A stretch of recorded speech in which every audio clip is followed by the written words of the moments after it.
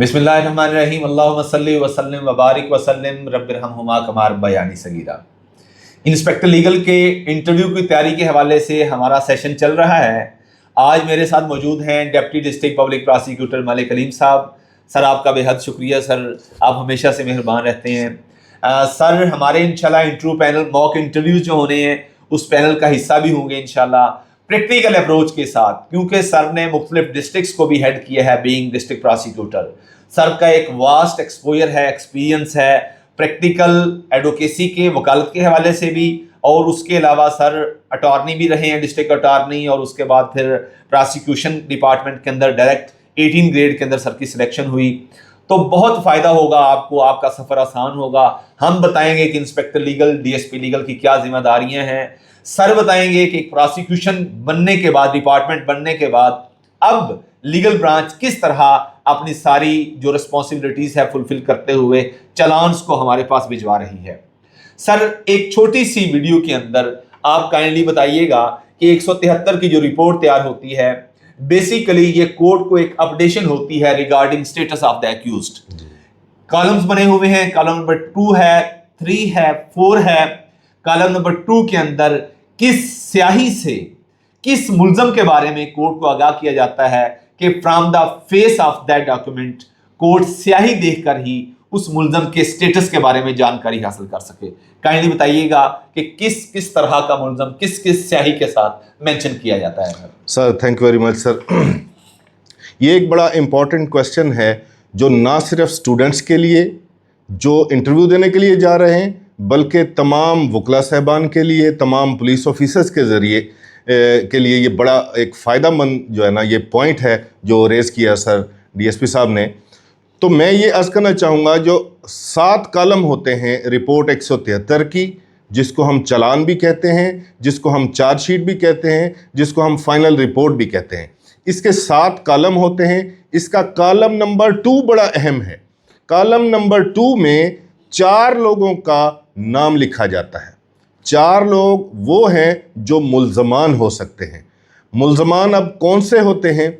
एक मुल्ज़म जो इसने इन्वेस्टिगेशन ज्वाइन की और ड्यूरिंग इन्वेस्टिगेशन वो मुल्ज़म मुकदमे में मुलविस ना पाया गया, जिसको हम उर्फ़ आम में कहते हैं बेगुनाह हो गया, पुलिस ने बेगुनाह कर दिया, तो उसका नाम कॉलम नंबर 2 में लिखा जाता है और उसको नीली रोशनाई ब्लू इंक से उसका नाम, वल्दियत, सुकूनत, सारा कुछ उसका लिखा जाता है, जिसको बेगुनाह कर दिया जाता है।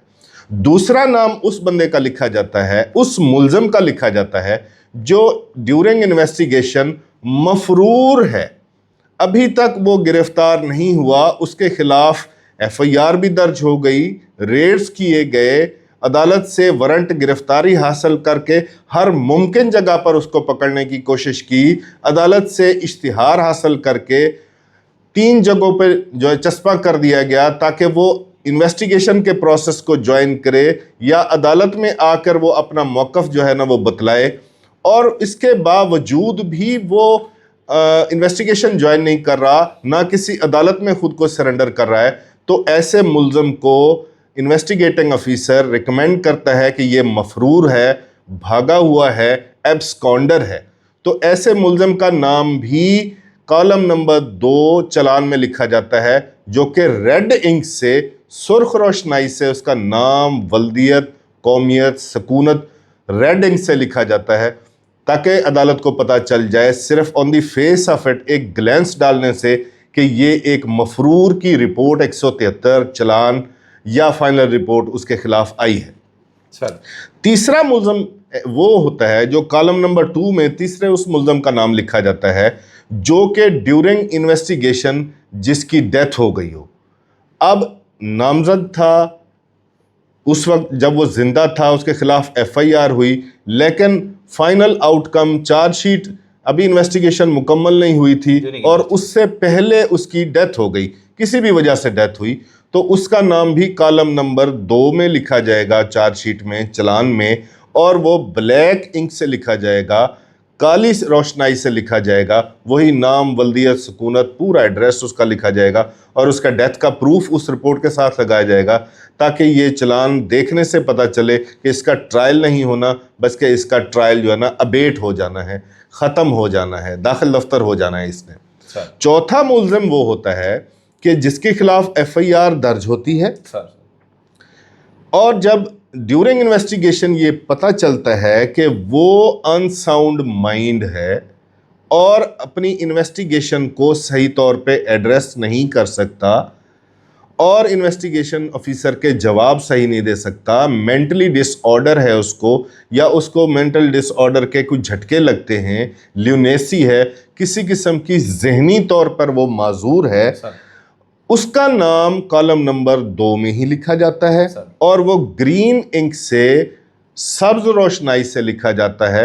वो इसलिए इसका एक ट्रायल का अलहदा चैप्टर है ताकि जज साहब को देखने से ये पता चल जाए कि पहले तो इसकी सेहत जो है ना ठीक होगी ताकि वो इन्वेस्टिगेशन में भी अपने सवाल जवाब दे सके, और जो अदालत में ट्रायल होना है उसका चार्ज फ्रेम होना है या उससे मज़ीद कोई सवाल जवाब उसने अपने डिफेंस लॉयर जो है ना अंगेज करना है, वो सही सवाल जवाब दे सके, तो पहले वो इंश्योर करेगी कि उसको मेंटल असाइलम में भिजवाना है, वहाँ से वो इसका इलाज मुआवजा होगा। अगर वो ठीक हो गया तो नॉर्मल ट्रायल शुरू हो जाएगा, अगर वो ठीक नहीं हुआ तो वो ग्रीन इंक का देखते ही वो अगला शॉर्ट ऑर्डर मुल्ज़िम को देखते ही यही ऑर्डर फरमाएंगे कि इसका जो लिनेटिक का ट्रायल का प्रोसीजर है वो अडॉप्ट किया जाएगा। तो ये 4 लोग होते हैं सर जिनका नाम कॉलम नंबर 2/173 की रिपोर्ट में दर्ज किए जाते हैं। सर बहुत शुक्रिया। मैं इसको अगर सम अप करूं, बुनियादी तौर पर जो 14 डेज का टाइम पीरियड मेंशन किया गया और 17 दिन भी बाद में कहा गया कि इन दिनों के अंदर जो सुपरवाइजरी रोल है मुतलका इलाका मजिस्ट्रेट का या कोर्ट का, उसको रिगार्डिंग अपडेशन इन इन्वेस्टिगेशन किया जा सके और वो 173 की दफ़ा के तहत ही किया जा सकता है, इसके अलावा कोई फॉर्मेट नहीं दिया गया। ये जो सारी आपको पॉइंट्स बताई हैं ये इसकी मुख्तलिफ शक्लें हो सकती हैं। अब इसका स्पेसिफिकली कॉलम नंबर 2 जिसके अंदर जिस तरह सर ने बताया कि 4 मुख्तलिफ अफराद की कैफियत हैं बेसिकली ये जिनके खिलाफ FIR हुई, और डिफरेंट स्याही रोशनाई का जिक्र इसलिए किया गया कि उसको देखते ही कोर्ट उसके स्टेटस के बारे में जानकारी हासिल कर सके। कॉलम नंबर 3, 4, 5, 6 और 7 के अंदर क्या है इसके बारे में जानकारी के लिए हमारी दूसरी वीडियो का वेट करिएगा। आप हमारे इंटरव्यू के सेशन को ज्वाइन करना चाहते हैं, दिए गए नंबर पर राब्ता करके आप हमारे मुकम्मल रोड मैप से जानकारी हासिल कर सकते हैं, क्योंकि स्टूडेंट्स इन दिनों के अंदर कंफ्यूज होते हैं, नर्व्स शेकिंग गेम चल रही होती है, पैनिक होते हैं कि किन किन चीजों को हमने साथ लेके चलना है। हमने उनको फैसिलिटेट करने के लिए उनका इंटरव्यू प्रोफाइल हो, इंट्रोडक्शन प्रोफाइल हो, उनकी पर्सनल प्रोफाइल हो, एकेडमिक प्रोफाइल हो, डिस्ट्रिक्ट प्रोफाइल हो, डिवीजन प्रोफाइल हो, हर सेगमेंट्स को डिवाइड करके डेट वाइज और टॉपिक वाइज कर दिया। उसके बाद उनके पुलिस डिपार्टमेंट के हवाले से जो मुमकिन सवाल हो सकते हैं, पुलिस डिपार्टमेंट के साथ साथ लीगल ब्रांच के हवाले से प्रैक्टिकल अप्रोच के साथ हर वो चीज बताएंगे जो हमने 12 साल के अंदर हमारी अंडरस्टैंडिंग डेवलप हुई, inspector legal, DSP legal, legal branch as a whole, जिसका इंशाल्लाह आप हिस्सा बनने जा रहे हैं। इसके अलावा जो हमारे कंटेम्प्रेरी चैलेंजेस हैं, नेशनल, रीजनल, इंटरनेशनल इश्यूज, उनके हवाले से कैटेगोरिकल ओपिनियन, ये तमाम एस्पेक्ट्स को और कंपार्टमेंट्स को हमने रोड मैप की शक्ल में अपने स्टूडेंट को शेयर किया हुआ है। आप भी लेना चाहें ताकि आपका ये सफर आसान हो, इंटेलिजेंटली, वाइजली आपने लेके चलना है तमाम चीजों को। और फिर आप हमारा जो मॉक इंटरव्यूज का पैनल है उसमें तमाम प्रोफेशनल और PPSC के थ्रू सिलेक्टेड लोग हैं। तमाम इन कंपार्टमेंट्स को सामने रखते हुए प्रोफेशनल, एकेडमिक और इंटेलेक्चुअल अप्रोच के साथ हम अपने स्टूडेंट्स को फैसिलिटेट कर रहे हैं। आपने भी अगर इस सफर में शामिल होना है तो आप दिए गए नंबर पर राब्ता करके अपनी शमूलियत को यकीनी बना सकते हैं। खुदा हम सब के लिए आसानियां पैदा करे, आसानियां तकसीम करने का शरफ बख्शे। Sir thank you so much, बहुत बहुत शुक्रिया सर। Thank you sir.